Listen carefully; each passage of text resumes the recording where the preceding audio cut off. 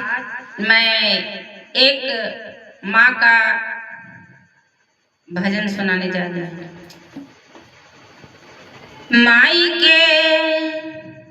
माई के दूधवा जैसन जगवा में मिठाई ना होला,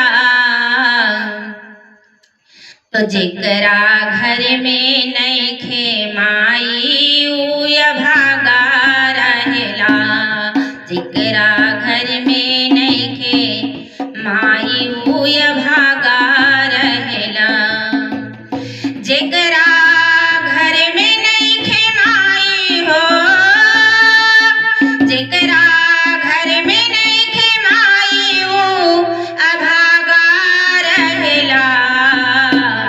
तो माई के दूधवा जैसन, माई के दूधवा जैसन जगवा में मिठाई ना होला। माई के दूधवा जैसन जगवा में मिठाई ना होला। अरे दूधवा पिया के माई पोसलस शरीरिया, दूधवा पिला के माई पोसलस शरीरिया।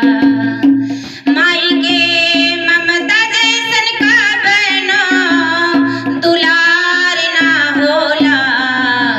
माई के ममता जैसन कवनो दुलार ना होला।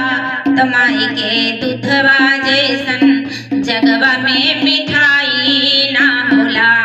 माई के दूधवा जैसन जगवा में मिठाई ना होला। माई के दूधवा जैसन जगवा में मिठाई ना होला।